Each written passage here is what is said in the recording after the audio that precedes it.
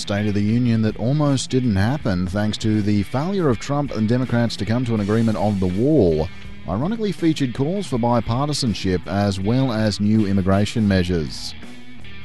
Ed Blakely and myself, Sean Britton, get together each week to talk about the latest news from the land of the free and the home of the brave.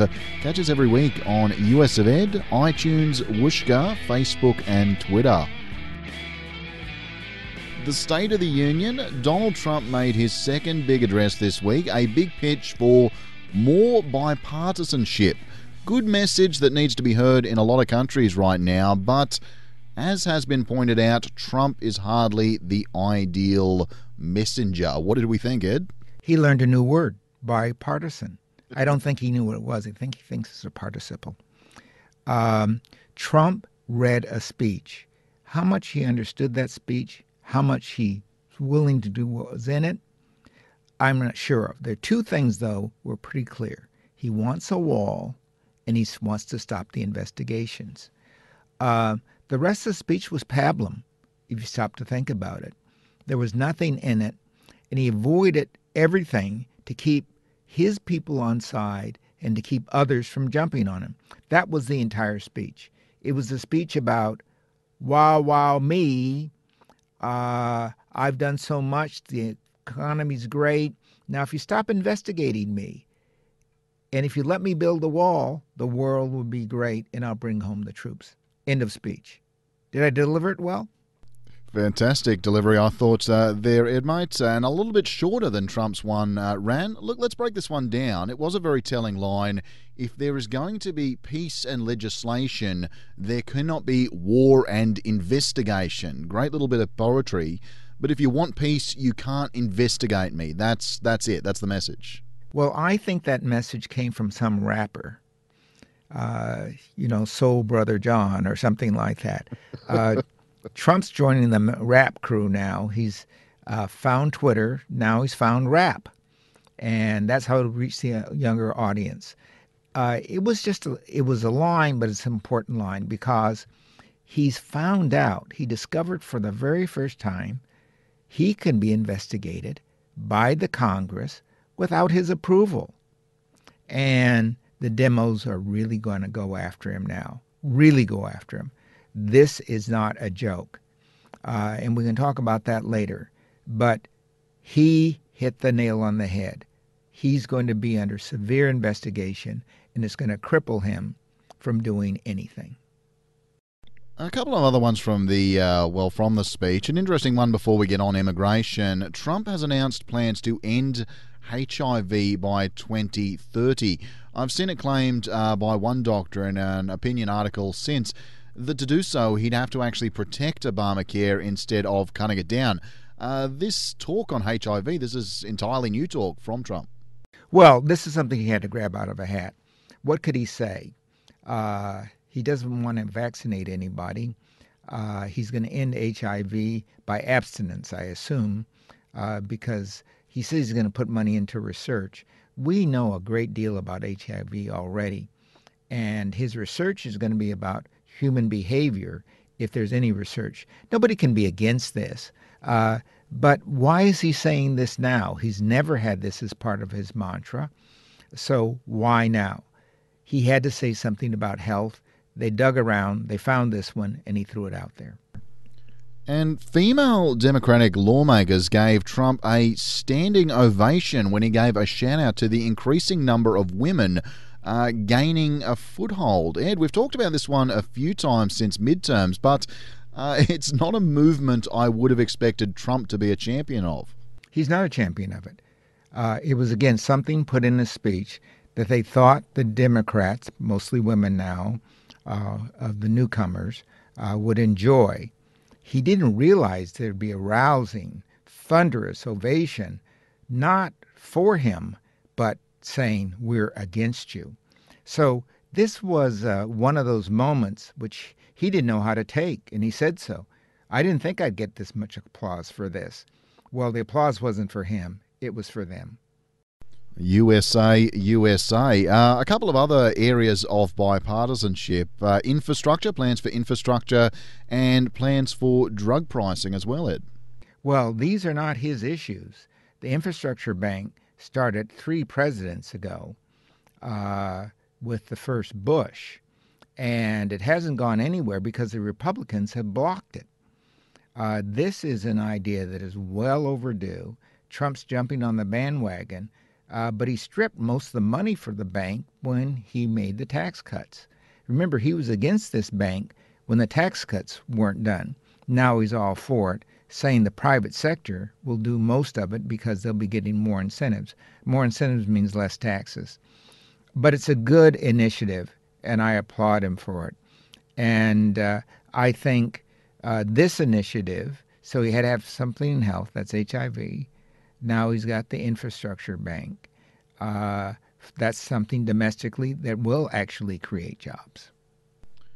We had to get to it. Immigration, we knew Trump would make a pitch for the wall once again, pretty much follow the same patterns as his presidential address of a couple of weeks ago. Still trying to win hearts and minds of Americans on this one. But do you foresee it working? Well, he didn't say enough to energize anyone for it. He didn't lay out a plan or a program for spending this money, really. He talked about the dangers and so on and how it's hurting American jobs. I can't really see that it's hurting American jobs because these workers wouldn't have those jobs if Americans were taking them. And it will hurt the economy because the people who pack the meat in the United States are the Mexicans, many of them not document workers. So he doesn't have anything to really say. The caravans, for example. Well, who's identified these caravans? Some of these caravans have 20 people in them. Have any people in the caravans done any damage to the United States? No. So there is no real emergency here. And he's promised something to the base. That's all this is about. If he doesn't deliver this base, we're talking about someone who's been under 40% for almost a year. Getting above it isn't going to happen. And the 55% of other people are voting for another candidate for president. So he realizes he needs his base, and he has to give them something because these investigations are going to bring out a lot of dirt, and he needs someone there to defend him. You'd have to say, really, if this is an emergency, it's an emergency with a great deal of leeway that doesn't seem to require a great deal of sort of immediate attention on this emergency because we keep putting it back and putting it back. He didn't call one in the presidential speech, but they still have to get to some agreements in the, next week? In the next week. We've got 1 week, and I'm going to be in the Amazon. Gosh, if the planes stop flying, I'm really in trouble. No Medivacs for me. No, I think he's in a very bad, very, very bad place right now, and I don't know what he's going to do about it. It's hard to say what he can do about it because he's put himself in this place. He's the one that did it to himself, and how he's going to deal with it, who knows? Meanwhile, Syria this week, Trump's still pulling out of the fight against Islamic States. Supposedly, it's not exactly real certain what he's going to do, but feeling the need to leave troops in Iraq to keep an eye on Iran. Thoughts, Ed? That was silly. Now he's made the Iraqis really mad. Why did he say something like that? My God. The man... He needs a minder. We do have a very strong intelligence operation in Iraq, but now you've tipped it off. So it becomes a place you may not even be able to use because the Iraqis are against it now. Everybody's against it now. The man needs to keep his mouth shut. And we are not going to have one intelligence base cure all problems. That's not going to happen. The United States needs a real presence there. Whether we need a presence in Syria, I'm becoming a little open-minded on that because Syria seems to be a real basket case here. Everything's lost in Syria. Money, manpower, and now too many human lives. I don't know what should be done in Syria, but what we're doing now is not working. Yeah, I think Trump, the quote that great countries don't fight endless wars is one that's hitting home with a lot of people who certainly aren't Trump fans. And that includes me. What are we getting out of Syria? The Syrians can't do much for themselves, and we're making ISIS a lot stronger. So this is a very difficult one. And in Afghanistan, the other thing that I assume you're going to mention, Afghanistan, how long we've been there? 17, 18, 19, 20 years? Again, a huge amount of money expended, a huge amount of damage both to the Afghan people and to its government. And what's the result? Nothing that I can see. Oh my God, I'm not going to say anything on Afghanistan. Quite frankly, we could do a whole special on that one. We could do a whole episode. I think we might keep that one in the bank for future, Ed. Yeah, while I'm cruising. Yeah. Ongoing investigations. Did want to touch on this one, though. It's hard to keep up with them all, but this week, prosecutors ordered officials from Trump's inaugural committee to turn over documents about donors, finances, and activities. Believe they're looking into potential money laundering as well as election fraud. Everything Trump touches, Ed, it seems to turn out like this. What can you say? Simple inauguration. Go to the party. Have some fun. You don't have to steal the money on top of it. My gosh. Greed knows no bounds. And it sounds like they've got the goods on them, too. And they're going deep into the Trump organization on this one. This is not going to be a simple matter that's healed or you can hide. This is going to be a matter that they're going to have to look at very, very seriously, because the entire Trump organization is in trouble here, including his sons. Let's say they order 5,000 glasses and get a bill for 25,000. And they pay the bill, and on the back door, the money comes back to them. Well, that is kind of New York stuff, though. I suppose they thought they could do it everywhere. And just finally, Ed, issues for Democrats this week in Virginia. Attorney General Mark Herring, he's come clean that he dressed in blackface during college.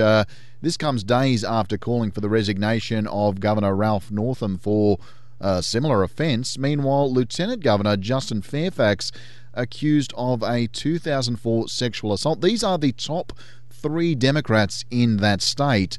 If they're going to look like leaders heading into 2020, surely Virginia is showing them how not to go about it, Ed. Well, Northam is, each of these is a separate case, and putting them all together is a mistake. In the case of Northam, he did the wrong thing. He found out, and he should have quickly resigned, and the rest of this would not be anything. The case of the lieutenant governor, though, is one where he's been exonerated once. How many times we need to go through this? This is, again, the Republicans trying to defeat people without the votes. So I think it's not good for the Democrats, but that's what you got to expect. If you play with fire, you got to expect fire engines. US of Ed is produced in the studios of 2SER in Sydney. Help support the work we do by going to 2ser.com/support. Ed and I'll be back next week to talk the latest in US news and politics. Subscribe on iTunes and Whooshka to stay up to date, and show us some love on Facebook and Twitter at US.